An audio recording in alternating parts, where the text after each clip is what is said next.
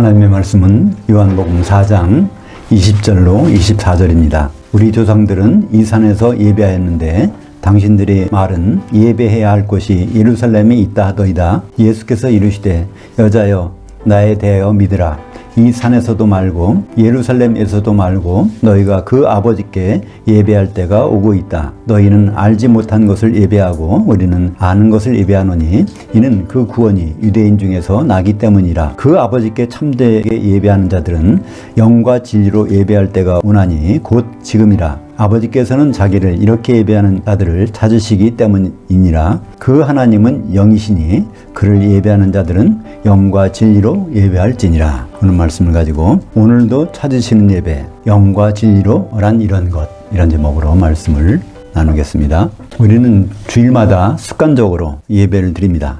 근데 성경에 보면, 특히 오늘 본문에 보면 하나님은 진짜로 예배하는 자를 찾고 계신다는 사실을 알고 계십니까?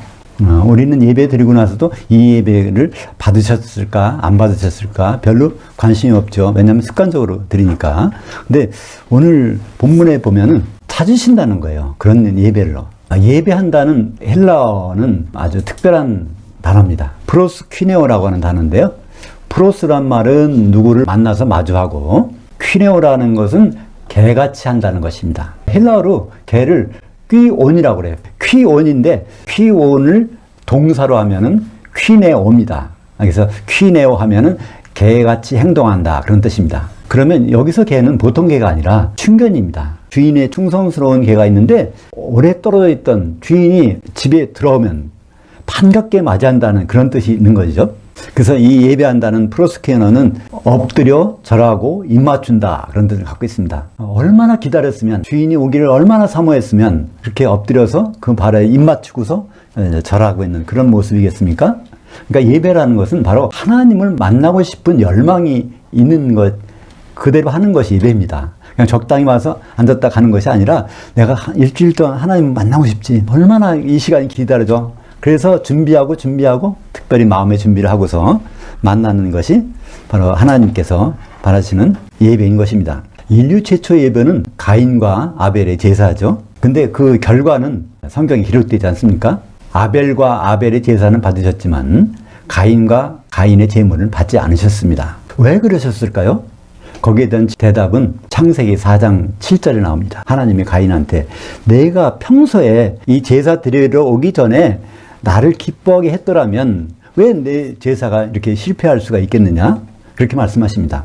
우리말 번역에는 그냥 내가 선을 행한다면 이렇게 번역되어 있으니까 무슨 말인지 모르지만 그 선을 행한다는 뜻이 미완료입니다. 과거 진행형이에요.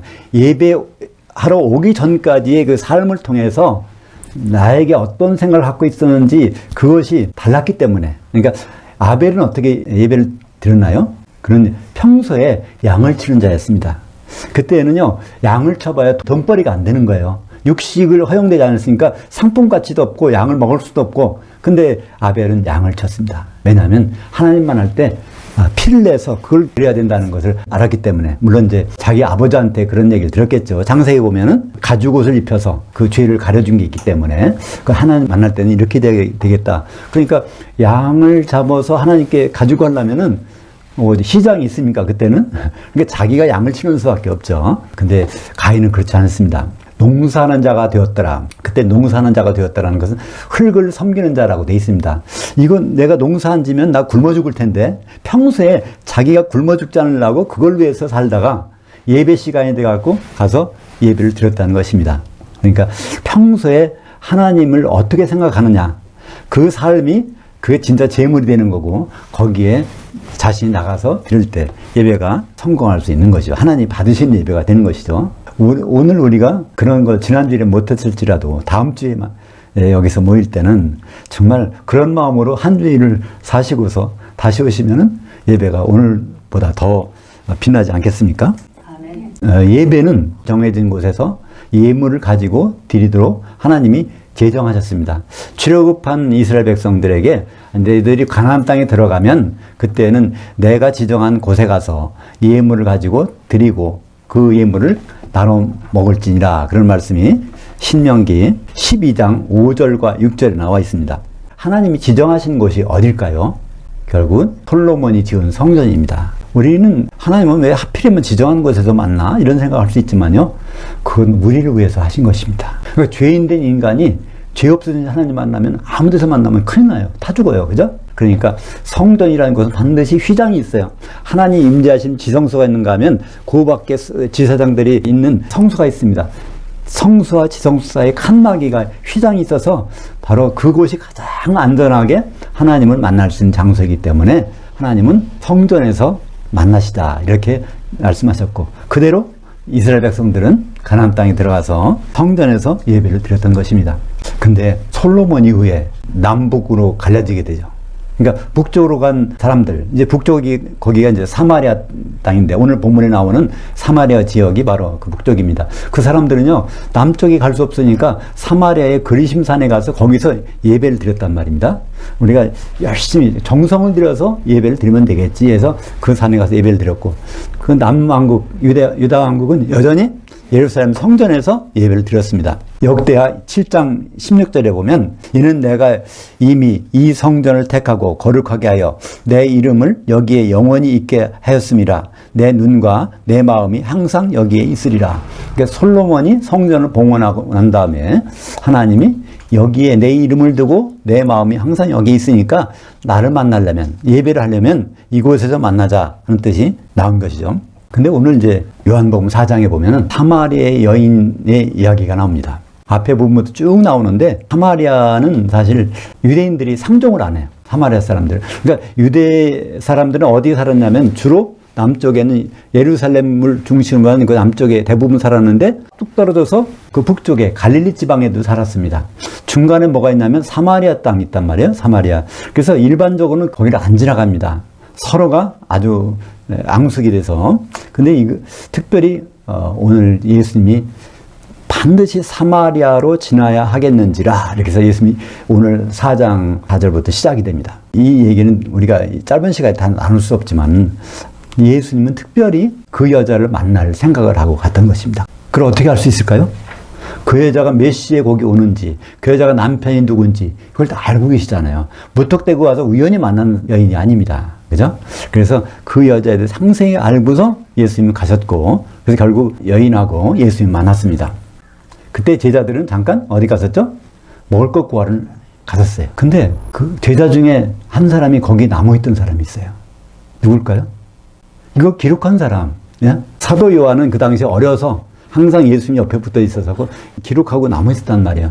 이 요한복음 자체는 요한이 자기가 경험했던 것을 순서에 맞춰갖고 기록하고 있는 것입니다. 그러니까 사마리아 수가성에 있는 우물가에서 예수님과 그 여자가 만났지만 거기에는 요한이 그걸 뚫어지게 쳐다보고 있던 현장을 우리가 기억하게 되는 것이죠. 그때 그 여인한테 내 물 좀 달라 했더니 사마리아 여인이 어떻게든 유대인이 이방인 나에게 물 달라고 합니까?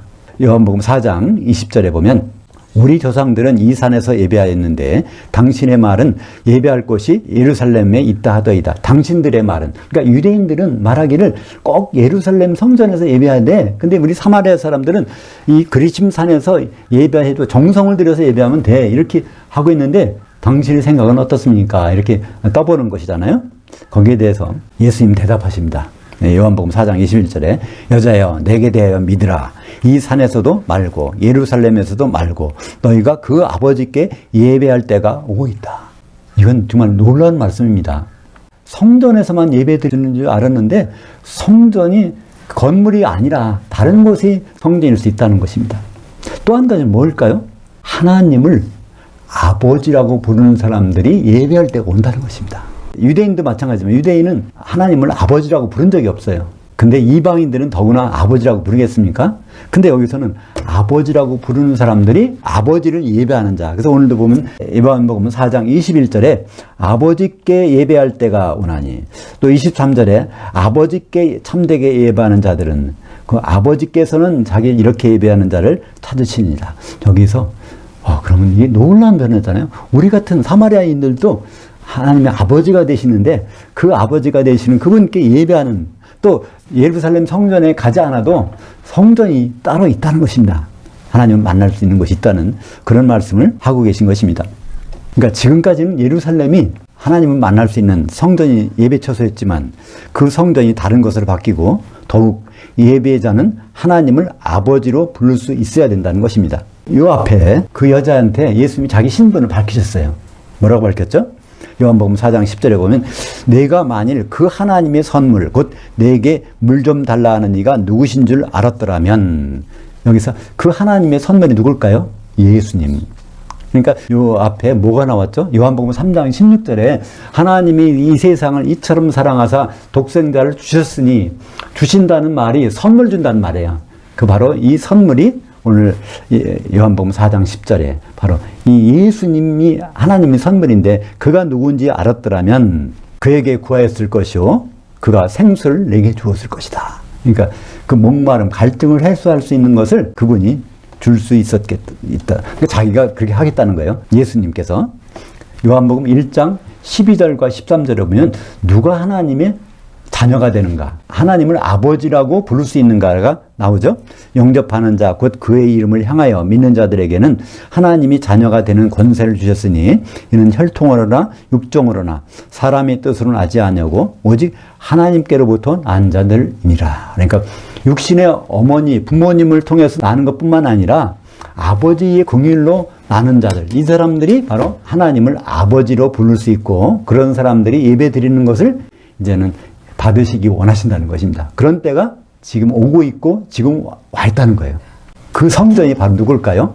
요한복음 2장 19절과 21절에 보면 예수님이 육신이 이미 성전이라고 말씀하고 계시지 않습니까? 왜 성전일까요? 하나님의 성령이 거주하고 계신 분이니까, 그죠? 하나님의 성령이 거주하고 계신 것이 바로 성전입니다. 지금 교회가 왜 성전이죠? 하나님 성령께서 거주하고 계시니까 하나님의 성전인 것입니다. 그러니까 우리는 예배 드리러 이스라엘 비행기 타고 거기 예루살렘 성전까지 안 가도 된단 말입니다. 하나님은 자녀된 자들이 드리는 예배를 받으십니다. 자녀가 안 됐다면 그 예배를 안 받으시겠다는 거예요. 그래서 주님은 그 아버지를 강조하고 계십니다. 우리는 그냥 성경에 아버지라는 단어가 나오면 항상 듣던 말이니까 아버지 우리 기도할 때도 아버지라고 그러지? 그렇지만은 성경상에서 아버지라는 말은 흔하게 나오지 않습니다. 오직 예수님만 아버지를 부를 수 있었어요. 왜냐하면 하나님은 아들이 하나밖에 없으니까, 그죠? 그 독생자니까. 근데 예수님을 통해서 우리도 그분을 아버지라고 부를 수 있게 된 것이 아닙니까? 그 아버지는 어떤 예배를 받고 싶으세요? 그 자녀된 사람들에게 영과 진리로 예배하는 자들 찾으신다고 말씀하고 있습니다. 이제 그 전에 유대인들이 드리던 예배, 또 사마리아인들이 드리던 예배, 그런 게 아니라 이제는 완전히 영으로 드리는 예배, 진리로 드리는 예배를 받기 원하신다는 것입니다. 여기서 찾으신다는 단어는, 찾는다는 단어는요, 탐사한다는 단어입니다. 탐사. 제테오. 탐사라는 건 무엇일까요? 석유 탐사. 우리나라에서 석유 탐사를 한다. 그럼 뭐죠? 아직은 발견되지 않았으니까 찾는 거 아닙니까? 그러니까 영과 진리로 예배드리는 자가 아직 아무도 없다는 것입니다. 그러니까 예수님이 사마리아인을 만나는 순간까지 그런 사람이 없다는 거예요. 그런 사람을 찾고 계신다는 그런 뜻입니다. 물론 지금은 얼마든지 있을 수가 있는 것이죠.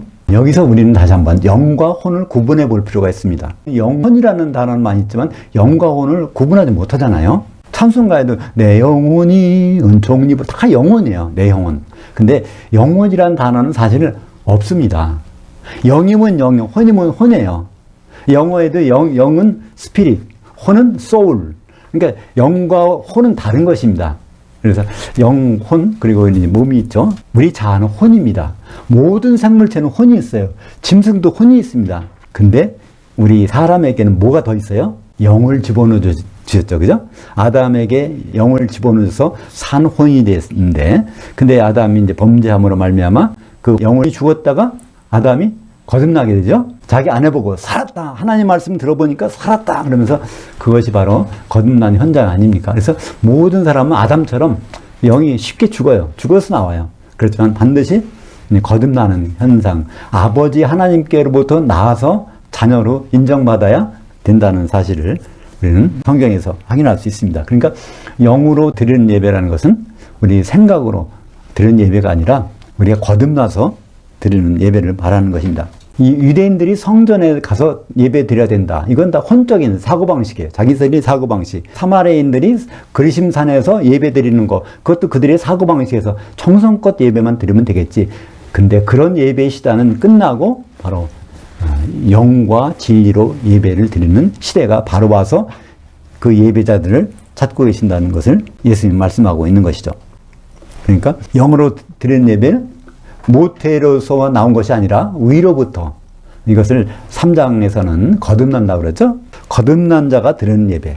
그러니까 어떤 예배가 거듭난 자가 드리는 예배일까요? 어린애가 세상에 나오면 탯줄을 끊어버리잖아요. 그런 순간부터 애는 울기 시작해. 왜 울까요? 배고파서. 그러니까 모태 속에 있을 때는 배고픔을 느낄 수가 없어요. 자동적으로 탯줄로 연결해서 영양분이 들어오니까. 근데 그걸 끊어버리는 순간에는 운단 말이에요. 얼마나 배고프면 울겠어요? 거기다 모이를 먹여주는 순간 울음이 그칩니다. 그러니까 영으로 나는 것도 그렇다는 거예요. 아버지께서 긍휼로 태어난 순간에 우리는 배고픔이 시작됩니다. 영적으로. 세상 것 다 줘도 뭔가는 부족한 게 있어. 사마리아 여인처럼 이 여자가 5번을 결혼해가고 남편이 5이 있었지만 그걸 만족 못하고 새로운 남편을 찾고 있는 것처럼 세상에 없는 것을 찾고 있다는 것입니다. 마태복음 5장 3절에 뭐라고 되어 있죠? 천국, 하나님 통치를 받는 것은 영으로 가난한 자들은 복이 있나니 천국이 저희 것이며. 그러니까 영의 갈급함이 느껴지는 것. 세상에서 줄 수 없는 것을 받고 싶은 그런 생각이 나는 사람, 그 사람은 틀림없이 거듭난 자고 영으로 위로부터 난 자입니다. 그러므로 하나님께 예배하기 위해서는 거듭남이 필수입니다. 아무리 교회에 열심히 출석해서 있다고 해도 거듭나지 않았다면 하나님은 그 예배를 받으시지 않기 때문에 우리는 거듭남이 필수인 것입니다. 왜 그럴까요? 오늘 24절에 보면 여기 처음으로 또 하나님이란 말이 나옵니다. 그 전까지는 아버지가 나왔어요. 근데 24절에 그 하나님은 영이시니, 그 하나님은 성분, 아버지 하나님이죠. 아버지는 영이시니 그를 예배하는 자들은 영과 진리로 예배할지니라. 그분이 영적인 언어를 갖고 있기 때문에 그분과 소통하려면 영이 살아나야 그분과 소통할 수 있다는 것입니다. 잠언서 20장 27절에 보면 사람의 영은 여호와의 등잔이라 사람이 깊은 속을 살피느니라. 우리 영이 살아나면 거기에 뭐가 돼요? 그게 등잔대가 되는 거죠. 그 순간부터 하나님이 거기에 앉으셔서 우리를 밝혀주신다는 겁니다. 만약에 옆에 등잔 불을 갖고 왔어도 여기에 등잔이 안 있으면 거기 머물 수가 없잖아요. 어떤 고층 건물에 화재가 났어. 헬기가 구조하려고 왔는데 거기 헬기장이 없어요. 그러면 그냥 가버리지 않습니까? 마찬가지로 우리 영이 죽어있는 상태가 아니라 거듭나서 살아있는 상태가 돼야만이 아버지와 소통하는 그런 계기가 마련된다는 것입니다. 그러면 두 번째로, 첫째 영으로 드리는 예배는 우리가 거듭나서 하나님을 아버지라고 부르는 자격을 갖고 드리는 예배고요. 두 번째, 또 진리로 드리는 예배는 무엇일까요?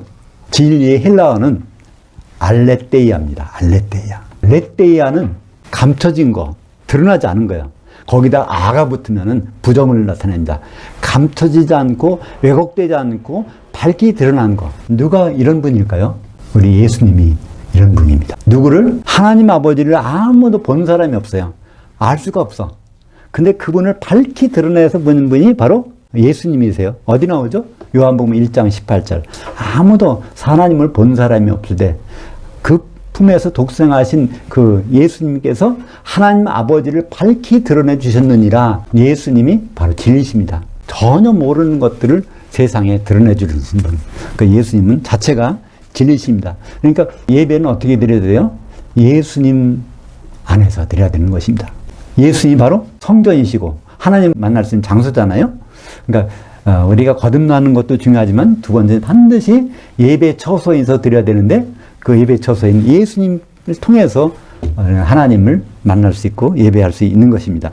요한복음 14장 6절에 바로 예수님 직접 말씀하시죠. 나는 곧 길이요 진리요 생명이니 나로 말미암지 않고는 아버지께로 갈 수가 없느니라. 아버지를 예배 드릴 때는요, 예수님을 통하지 않고선 예배가 불가능하다는 거예요. 2000년 전에 예수님 몸이 성전이셨고 지금은 그가 보내주신 성령이 계신 곳이 그 교회가 성전입니다. 그러니까 사마리아 여인은 하나님 아버지께 예배 드릴 그 귀한 순간을 맞았던 거예요.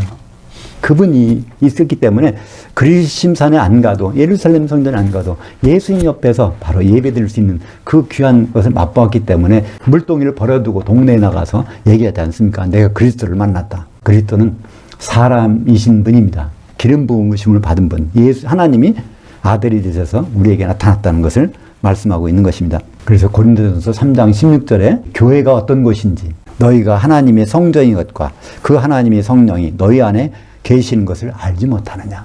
여기에 너희는 단수일까요, 복수일까요? 너희. 복수입니다. 그죠? 우리는 혼자 예배 드릴 수가 없어요. 혼자 있을 때는 성령이 계시지 못합니다. 우리가 그리스도 이름 안에서 모여져 있을 때 거긴 반드시 성령이 계십니다. 그러니까 예배는 개인적으로는 드릴 수 없다는 것을 우리는 다시 한번 알 수 있죠. 그러니까 이 말은 개인적으로 있어서 예배가 안 되는 것이 아니라 서로 영적으로 교통하는 그런 관계에 있는 사람이 있을 때 예배가 가능하다는 뜻이죠. 바로 이 성령이 바로 진리이십니다. 예수님이 진리셨는데 예수님과 똑같은 보혜사가 우리에게 오셨죠. 요한복음 14장 17절에 그는 진리의 영이라 세상은 능히 그를 받지 못하나니 그를 보지도 못하고 알지도 못함이라. 그러나 너희는 그를 아나니 그는 너희와 함께 거하시며 또 너희 속에 계시겠습니다. 그러니까 사도들한테 지금 말씀하시는 거예요. 예수님 자체가 성령 덩어리이신데 성령을 가지고 계신 분인데 사도들이 옆에 있으니까 사도들과 함께 현재 있다는 거예요. 근데 앞으로 미래 예수님이 승천하시면 성령을 아예 너희 한가운데 보내주시겠다는 것이죠. 그래서 성도들이 예수 이름 안으로 모여진 곳에 성령은 반드시 계시게 된 것입니다. 그래서 에베소서 1장 23절에 보면 성령이 어디에 계신지를 분명히 말씀해 주고 계세요. 교회는 그의 몸이니 예수 그리스도의 몸이니 만물 안에서 만물을 충만케 하시는 이의 충만함이니라. 여기서 교회 안에 있는 만물은 누굴까요? 성도들입니다. 교회 안에 있는 성도들을 충만케 하시는 분은 바로 성령이십니다. 그죠? 그분이 충만한 것이 교회라는 것입니다. 교회는 지금 이 시간 하나님의 성전입니다. 그래서 우리는 하나님을 예배하기 굉장히 쉬워졌어요. 우리는 거듭난 사람들이 교회로 모여서 그곳에 성령이 계시니까 우리는 영과 진리로 예배를 드릴 수 있는 것입니다. 그러므로 영과 진리로 드리는 예배는 거듭난 자들이 그리스도의 몸인 교회를 이루어 드리는 예배입니다. 하나님은 이런 예배를 찾아다니고 계세요. 로마서 12장 1절에 결정적으로 이것을 설명합니다. 그러므로 형제들아 내가 하나님의 모든 자비하심으로 너희를 권하노니 너희 몸들을 하나님 기뻐하시는 거룩한 산 제물로 드리라. 하나님께 드리는 제물은 한 제물만 받으신다는 거예요. 어떻게 하나가 될까요? 성령으로 하나가 될 수가 있는 것이죠. 이는 너희가 드릴 합당한 예배니라. 합당한 섬김이니라. 그러니까 하나님은 뭘 받고 싶으세요? 우리들이 한 몸이 돼서 예수님의 몸이 되면 예수님이 그 몸에서 나오는 향기가 있지 않습니까? 그 향기를 받고 싶으시다는 거예요. 우리들이 지체로 있으면 전혀 그 향기가 나올 수 없지만은 예수님 몸을 이루는 순간 예수님의 채취, 예수님의 그 몸 냄새가 진동하는 그 하나의 산 제물이 되지 않겠습니까? 여기서 몸들은 로마서 12장 1절에서 몸은 복수입니다. 몸들은 성도들이지만 복수지만 제물은 단수입니다. 성도들이 하나가 될 때 하나님 기뻐하시는 제물로 여기신다는 것이죠. 에베소서 4장 3절에 성령이 하나 되게 하시는 것을 힘써 지키라. 바로 성령은 거듭나라고 주시는 분이 아니라 거듭난 자들이 하나님 앞에 한 몸 되도록 해주시는 분이 성령인 것입니다. 근데 요한계시록을 보면요. 교회, 마지막 때 교회는 거듭나지 않은 사람들이 태반이라는 거예요. 그러니까 거듭나게 되면 우리의 이름이 어디 기록될까요? 생명책에. 우리가 태어나면 우리 이름이 가족관계 기록부에 등록되는 것처럼 영적으로 태어나게 되면 어린 양의 생명책에 기록되는데 요한계시록 13장 8절을 보면 어떻게 되어 있을까요? 죽임을 당한 그 어린 양의 생명책에 창세 이후로 이름이 기록되지 못하고 이 땅에 사는 자들은, 그래서 요한계시록에서 이 땅은 교회입니다. 교회 다니는데 한 번도 생명책에 이름이 기록되지 못한 상태에서 교회 생활을 하고 있는 자들은 다 그 짐승에게 앞으로 나올 7년 하나님 때 그 짐승에게 경배하더라, 예배한다는 것입니다. 그러니까 우리는 예배 드리기 전에 우리 자신이 거듭났는지 또는 거듭났다가도 그 생명책의 이름이 그대로 있는지 그걸 확인해야 될 거 아닙니까? 왜냐하면 생명책의 이름은요 언제든 지워질 수가 있어요. 한 번 구원은 영원한 구원이라고요? 아닙니다. 요한계시록 3장 5절을 보면 이기는 자는 이처럼 흰옷을 입을 것이요 내가 그 이름을 생명책에서 결코 지우지 아니하고. 이기는 자가 안 되면은 언제든지 지워질 수 있다는 거예요. 내가 이기는 자가 아닌가를 점검해 봐야 내가 예배 드릴 수 있는 자인가 아닌가를 자기 자신이 점검할 수 있습니다. 이기는 자는 무엇일까요? 요한계시록 2장 26절에 예수님의 일들을 끝까지 주목하는 자, 지켜보는 자가 이기는 자라는 것입니다. 그러니까 예수님이 앞으로 신랑으로 오셔서 혼인할 그 만찬까지 들어가겠다는 생각을 하고 있으면 거듭난 자입니다. 근데 그 생각이 없어졌어. 그러면 생명책 이름 몰랐다가도 언제 지워졌는지 확인할 길이 없는 것입니다. 거듭났는지 안 났는지 여부는 본인이 압니다. 예수님이 말씀하셨죠? 요한복음 3장 8절에 영은 임의로 불매 내가 그 소리는 들어도 어디서 와서 어디로 가는지 알지 못하나니 영으로 난 사람도 다 그러하니라. 다른 사람들은 모르지만 자기가 영으로 깨어났다고 하면 그 영이 움직임이 있다는 거예요. 영이 배고프다는 거예요. 하나님을 찾는 것이 남은 모르지만 자기는 알 수 있다는 것입니다. 그 사람 분명히 거듭난 사람입니다. 하나님이 그립고 하나님 만나고 싶고 하는 생각이 전혀 안 난다면 이거는 의심해 봐야 되겠죠. 그러나 그렇지 않고 내가 하나님을 만나 예배하고 싶어. 그래서 다른 성도들이 있어야 거기에 성령이 계시니까 그래서 교회를 찾아오고 같이 만나서 예배를 하고 싶은 것입니다. 또한 성령은 진리십니다. 그러므로 영과 진리로 예배드리기 위해서는 거듭난 자들이 성령께서 좌정하실 교회가 되어야 합니다. 마태복음 18장 20절에 보면 성령이 어디 계시는지를 우리는 알 수 있죠. 두세 사람이 내 이름을 향하여 함께 모여진 곳에는 나도 그들 중에 있느니라. 예수님이 그러시면서 자기 이름으로 성령을 보내셨습니다. 사랑하는 여러분, 우리 생각을 버리고 영과 진리로 예배할 때 그동안 어떤 예배가 있나, 참 예배는 어디 있나 헤매신 그 하나님 아버지, 오늘 여기서 그 예배를 만나시지 않겠습니까? 기도하겠습니다. 우리가 영으로 거듭나서 진리 되신 성령님이 충만한 교회에서 아버지께 예배드릴 수 있음을 감사드립니다. 주님 오신 날까지 우리가 이 예배를 지속할 수 있도록 인도하여 주시옵소서. 예수님 이름으로 기도합니다. 아멘.